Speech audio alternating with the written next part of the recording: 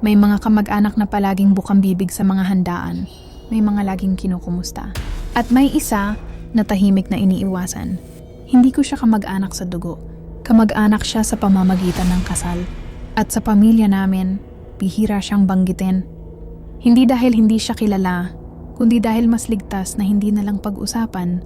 Kapag nababanggit ang pangalan niya, madalas may kasunod na katahimikan. Tapos may magpapalit ng paksa, parang may napindot na switch. Noong una, inisip ko lang na baka may masamang bisyo. Baka may mga pagkakamaling ayaw ng balikan. Ganun naman ang pamilya. May mga bagay na tinatabunan para manatiling buo. Pero may isang detalye na paulit-ulit kong naririnig. Kahit hindi diretsahang sinasabi. Iba raw siya kapag nakainom. May nagsabi sa akin minsan, pabiro pero seryoso ang tono. Pag nalalasing yon, nag-iiba na siya ng ugali. Noong una, tinawanan ko lang. Inisip ko, baka exaggerated lang. Baka paraan lang ng pamilya para ipaliwanag ang hindi nila maintindihan. Pero habang tumatagal, mas napapansin ko ang mga tingin, ang pag-iwas, ang paraan ng pagsasabi nila ng, basta wag mo lang siyang lasingin. Parang hindi alak ang iniiwasan nila, kundi kung ano ang lumalabas kapag may alak na sa katawan niya. And dun ko unang naisip na may dahilan kung bakit may mga tao na mas pinipiling manatiling tahimik. Dahil minsan, mas nakakatakot ang katotohanan ng alam na ng lahat pero walang gustong magsalita. Kapag hindi siya lasing, wala kang mapapansing kakaiba. Tahimik lang siya, medyo mailap pero magalang. Yung tipong uupo sa isang tabi, makikinig, tatawa kung kailangan, tapos uuwi ng maaga. Kung makilala mo siya sa ganong estado, hindi mo maiisip na may dapat kang ikatakot. Pero iba ang lahat kapag may alak na. Hindi ito biglaan. Hindi siya agad nagwawala o nag-iiba ng boses. Sa una parang normal lang, medyo mas madaldal, medyo mas kampante. Tapos may darating na punto na parang may nawawala. Parang may unti-unting napuputol sa loob niya. Ang mga mata niya, nagiging iba ang tingin. Parang walang laman. May mga gabing kinabukasan na lang namin siya makikita. Magulo ang itsura. May mga gasgas. Minsan may sugat na hindi niya maipaliwanag. At palagi, iisa ang sinasabi niya. Wala akong maalala. Hindi raw siya nananaginip. Hindi raw siya nagba-blackout lang. Talagang wala. Parang may nawawalang oras sa buhay niya. Isang beses, lakas loob ko siyang tinanong, anong ginagawa mo kapag ganon? Tahimik siya sandali. Parang nag-iisip kung dapat ba niyang sagutin. Tapos mahina niyang sinabi, hindi ako yon. Akala ko nagbibiro, pero hindi siyang ngumiti. Sabi niya, kapag nakainom daw siya ng sobra, may ibang nagigising. At habang gising yon, siya raw ay tulog. Hindi raw siya aware. Hindi raw siya may control. May isang kamag-anak na biglang tumawa noon at nagsabi, baka aswang ka na pabiro ang tono. May kasamang tawa, pero walang tumawa pabalik. At doon ko unang narinig ang salitang iyon, na hindi na parang biro. Aswang, hindi diretsahan, hindi malinaw, pero sapat para mag-iwan ng bakas sa isip ko. Dahil kung biro man yon, bakit parang lahat ayaw nang sundan pa ang usapan? At bakit, sa mga mata niya, parang may halong takot habang nakatingin siya sa sahig. Parang alam niya na hindi lang alak ang problema niya. Walang naghanda sa amin. Sa balitang dumating madaling araw, bandang 3:00 ng umaga, tumunog ang telepono. Yung klase ng tawag na alam mong may masamang balita. Tahimik ang kabilang linya sandali, tapos may nagsalita. Mababa ang boses. Diretso. Nasa presinto po ang kamag-anak niyo. Hindi ko agad naintindihan. Presinto? Bakit? Saka sinabi ang detalye. Nakita raw siya sa bakuran ng ibang tao. Hubad. Mag-isa. Parang ligaw na hayop na napadpad sa maling lugar. 3:00 ng madaling araw. Nakatayo lang daw siya roon. Ang may-ari ng bahay, takot na takot. Dahil sa loob ng bahay na yon, may sanggol na kakamatay lang kamakailan. Natural lang na tumawag sila ng pulis. Dumating ang mga pulis. Tinangka siyang kausapin. Pero ayon sa report, hindi raw siya agresibo. Tahimik. Walang imik. Nakatitig lang. Parang hindi tao ang nasa harap nila, kundi isang nilalang na hindi alam kung nasaan siya. Kinasuhan siya. Public scandal. Illegal entry. May mga salitang binitiwan na mas masakit pakinggan kaysa sa kaso mismo. Sa pamilya namin, Parang may sumabog na bomba. Walang gustong magsalita. Nakakahiya, nakakatakot, nakakalito. Nang makausap namin siya, nakaupo lang siya sa isang sulok, balot ng kumot. Namumula ang mata. Anong nangyari? Tanong ng isa sa amin. Dahan-dahan siyang umiling. Hindi ko alam. Sinubukan naming ipaliwanag sa kanya kung nasaan siya natagpuan, anong oras, at saang bakuran.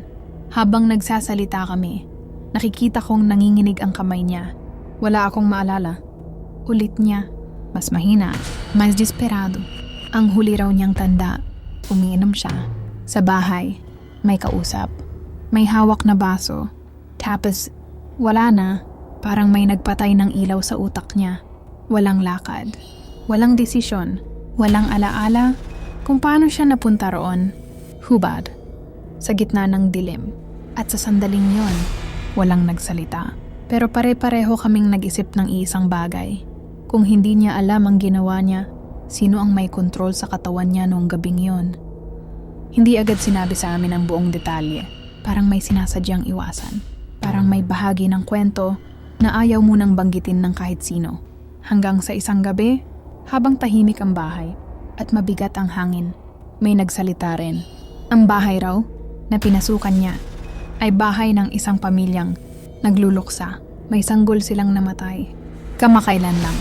Ilang araw pa lang ang lumilipas mula nang ilibing ang bata. Nang marinig ko yon, parang may humigpit sa dibdib ko. Hindi dahil may ebidensya. Walang patunay. Walang direktang koneksyon. Pero ang oras, ang petsa, ang pagkakataon, nagtagpo. Natagpuan siya sa bakurang yon. 3:00 ng madaling araw. Oras na tahimik ang mundo. Oras na natutulog ang mga tao. Oras na, ayon sa matatanda, may mga bagay na gising. Pinilit kong manatiling kalmado. Sinabi ko sa sarili ko, hindi ibig sabihin may koneksyon. Hindi porket magkatabi ang mga pangyayari, may relasyon na agad. Pero may bahagi ng isip ko na ayaw tumahimik. Bakit sa lahat ng bahay? Doon pa? At bakit hubad? Hindi ko masagot.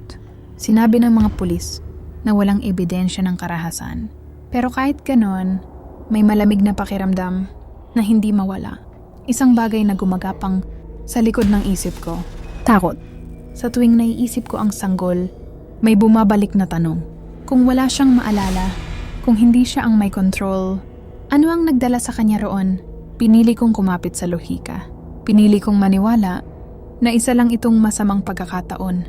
Pero sa kaibuturan ng dibdib ko, may bulong na paulit-ulit. May mga bagay na hindi kayang ipaliwanag ng utak at minsan mas nauuna ang takot. Bago ang katwiran, andun nagsimulang magbago ang tingin ko sa kanya. Hindi niya agad inamin. Matagal bago niya binuksan ang bibig niya at sinabi ang bagay na iyon ng diretso. Tapos bigla niyang sinabi, may isa pa akong anyo. Akala ko nagbibiro siya. Napangiti pa ako ng bahagya pero hindi siya tumawa. Diretso ang tingin niya. Parang may dinadalang bigat na matagal nang ayaw bumitaw. Hindi raw siya nagiging lobo. Hindi rin raw basta hayop. Mas malaki raw. Mas mabigat. Mas mababa ang tindig. Isang aso, pero hindi ordinaryo. Doberman ang pinakamalapit na maihahambing ayon sa kanya. Malapad ang balikat. Mahaba ang mga paa. Makintab at itim ang balat na halos sumisipsip ng liwanag. Sabi niya, kapag nasa anyong yun siya, iba ang pakiramdam. Mas malinaw raw ang pandinig. Mas matalas ang pangamoy. Kahit ang tibok ng puso ng tao, parang naririnig niya. Pero may kapalit. Sabi niya, isang pangangailangan na hindi nawawala. At doon siya tumigil magsalita. Parang ayaw na niyang ituloy. Parang kahit sa kanya, masakit banggitin. Hindi ko alam kung maniniwala ako. Hindi ko alam kung dapat akong matawa o matakot. Kaya nanahimik na lang ako. Hindi siya humihingi ng paniwala. Hindi rin siya humihingi ng awa. Parang gusto lang niyang mailabas. Parang pagod na siyang mag-isa sa lihim na yon. And sa unang pagkakataon, hindi na ako sigurado kung gusto ko pang marinig ang kasunod ng kwento. Hindi raw ito biglaan. Hindi parang sa pelikula na isang iglap lang at tapos na. Sabi niya, yun daw ang pinakamaling akala ng mga tao. Una raw, parang may humihila sa loob ng katawan niya. Parang may gustong kumawala na mas malakas kaysa sa kanya. Naririnig daw niya ang sarili niyang mga buto. Isa-isa. May tunog. Parang pumuputok. Parang binabali at binubuo ulit. Yung mga binti raw niya ay humahaba. Ang balikat parang pinupunit mula sa loob. Ang mga kalamnan nagigiba. Tapos muling nabubuo sa ibang hugis. Umabot ng ilang oras bago tuluyang magbago ang anyo. At kapag tapos na, hindi pa rin yun ang katapusan. Dahil ang pagbabalik ang mas matagal. Kapag bumalik na raw siya sa pagiging tao, para siyang binugbog, hindi makabangon, hindi makalakad ng maayos. Masakit ang mga kasukasuan. Parang may mali sa pagkakabit ng katawan niya sa sarili niyang balat. Minsan daw, 2 hanggang 3 araw bago siya muling makagalaw ng normal. May mga pagkakataon pa raw na mas tumatagal, na kahit huminga, may kirot, hindi raw nawawala ang bakas. May mga pasa at galos, may mga parte ng katawan na hindi niya maipaliwanag kung paano nasugatan. Kung ganito kasakit ang magbago ng anyo, bakit pa niya hinahayaan mangyari? Hindi niya sinagot yon. Siguro dahil may mga bagay na kapag nagsimula na, hindi mo na basta mapipigilan. At sa puntong iyon, unang beses kong naramdaman, hindi lang takot ang naroon, may halo na ring awa. Matagal siyang natahimik bago niya iyon binanggit. Parang pinag-iisipan muna kung karapat-dapat ba akong makaalam o kung kakayanin ko bang marinig. Tapos marahan niyang sinabi, may mga patakaran. Mga patakarang kapag sinuway mo, may kapalit. Ang pinakauna raw, ang gutom. Hindi ito gutom na basta mawawala kapag kumain ka ng kanin o karne. Hindi raw yun sapat. Sabi niya, may isang klase ng laman na hinihingi ang katawan niya. At bago ko pa maitanong, dinugtungan na niya. Tao, diretso niyang sinabi, walang paligoy, walang pagtatago. Kapag hindi raw siya kumain ng laman ng tao, may nangyayari. Una raw, sa itsura. Ang balat niya raw, nagiging maputla. Ang mga mata, parang laging puyat. Ang mukha niya, unti-unting nagbabago. Pumapangit ka. Sabi niya, parang simpleng obserbasyon lang. At kapag mas matagal pa raw, na hindi siya kumakain, may mas masamang nangyayari. Ang katawan raw niya, nahihirapang manatili sa anyong tao. Sabi niya, may mga pagkakataon daw na natakot siya na baka isang araw, hindi na siya makabalik. Tahimik akong nakinig. Hindi ko alam kung ano ang dapat maramdaman. Dahil kahit sabihin kong hindi ako naniniwala, kahit pilitin kong maging lohikal, may bahagi sa loob ko na gustong umatras. Hindi niya agad sinabi. Sa lahat ng ikinuwento niya, ang sakit, ang gutom, ang pagbabago, ito ang bahagi na halatang pinakaayaw niyang banggitin. Napansin ko ang kamay niya, bahagyang nanginginig. Tapos sa kanya sinabi, parang takot na takot sa sarili niyang salita. May hangganan. Kapag masyado raw matagal, na hindi niya sinusunod ang patakaran, may nangyayari na hindi na raw kayang ayusin. Ang katawan raw niya, unti-unting tumitigil. Sa pag-alala kung paano maging tao, parang nakakalimot. Sa simula raw, mas madalas lang ang pananakit. Mas mahirap bumalik sa anyong tao. Hanggang sa isang araw, posible raw na hindi na siya makabalik. Tuluyan ka ng ma-stuck. Mahina niyang sabi. Hindi raw iyon instant, unti-unti. Parang unti-unting inaangkin ng ibang anyo ang lahat ng natitira. At sa unang pagkakataon, narinig ko ang takot sa boses niya. Takot na parang isang taong nakatingin sa bangin, na alam niyang konting hakbang na lang, wala nang balikan. Sabi niya, may mga narinig daw siyang kwento, mga tulad niya, na hindi na raw bumalik, na hindi na muling nakita. Bilang tao, hindi raw niya alam kung buhay pa ba ang mga iyon o kung ano na sila ngayon. Tahimik akong nakinig. Pinipilit kong mag-isip ng lohikal, baka delusyon, baka epekto ng alak, baka trauma na lang, na lumaki at tumagal. Baka isa lang itong uri ng addiction, isang sakit sa isip, na ginawang halimaw ang sarili. Pero kahit anong pilit ko, may isang bagay na hindi mawala. Ang takot niya ay hindi mukhang gawa-gawa. Hindi iyon takot ng isang tao na nag-iimbento.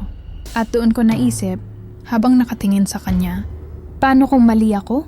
Paano kung ang tawag natin na kabaliwan ay paliwanag lang sa isang bagay na ayaw nating paniwalaan?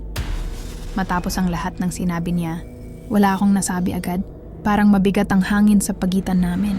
Parang may mga salitang gustong lumabas. Pero natatakot akong bigkasin. Kaya sa halip, nag-isip ako. Pinilit kong maging lohikal. Pinilit kong bumalik sa mundong sanay akong paniwalaan. Baka may sakit lang siya sa pag-iisip. Baka epekto ng matagal na paglalasing. Baka trauma na hindi niya naproseso, na unti-unting naging kwento, hanggang paniwalaan na rin niya. Maraming paliwanag. Maraming dahilan. At kung tutuusin, mas madali iyong tanggapin. Mas ligtas paniwalaan na tao lang siya na nasira ng alak at problema.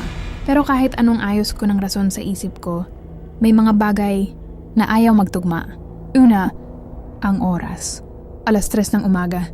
Hubad, sa bakuran ng hindi niya kilala. Hindi iyon simpleng kalasingan. Ikalawa, ang lakas. May mga kwento ng bakod na nalampasan.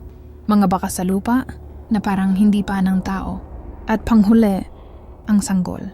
Hindi ko man gustong isipin, hindi ko rin iyon kayang kalimutan. Isang sanggol na namatay sa parehong gabi. Walang ebidensya, walang direktang patunay.